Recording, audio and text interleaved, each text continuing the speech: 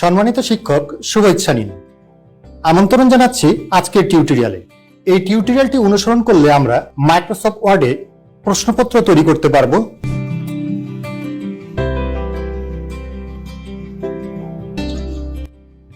পেশাগত কাজে প্রশ্নপত্র তৈরি একটি নিয়মিত কাজ। সাইজ, ফন্ট, মার্জিন, প্যারাগ্রাফ ইত্যাদি ঠিক রেখে এই কাজগুলো করতে হয়। চলুন দেখি মাইক্রোসফট ওয়ার্ডে কিভাবে প্রশ্নপত্র তৈরি করা যায়।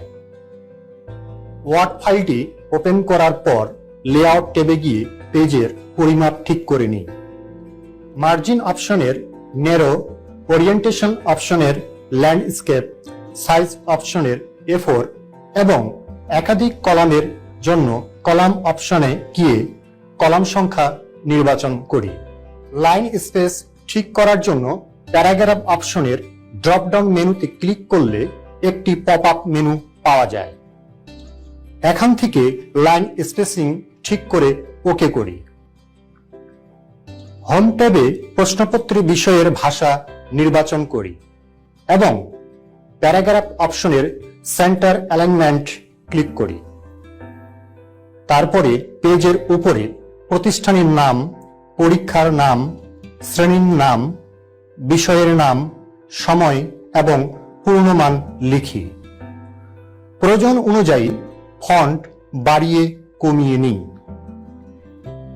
এরপর হোম ট্যাবের প্যারাগ্রাফ অপশনের জাস্টিফাই অ্যালাইনমেন্ট ক্লিক করে প্রশ্ন টাইপ করা শুরু করি। নৈর্ব্যক্তিক প্রশ্নের উত্তর অপশনে প্রতি ক্ষেত্রে বৃত্ত তৈরির কাজটি করতে হয়, যা সময় সাপেক্ষ। এজন্য ইন্টারনেট থেকে OMR ফন্ট ডাউনলোড করি। ইন্টারনেটে নেসারুল, মোতাল্লেব ইত্যাদি OMR বাংলা ফন্ট পাওয়া যায়। ডাউনলোড করার পর ইনস্টল করে নিই। নৈর্ব্যক্তিক প্রশ্নের উত্তরে অপশনে ক, খ, গ, ঘ একসঙ্গে সিলেক্ট করে ফন্ট অপশনে গিয়ে ইনস্টলকৃত OMR ফন্টটি নির্বাচন করলে স্বয়ংক্রিয়ভাবে বৃত্ত তৈরি হয়ে যায়। আরো নতুন নতুন ভিডিও পেতে আমাদের চ্যানেলটি সাবস্ক্রাইব করুন।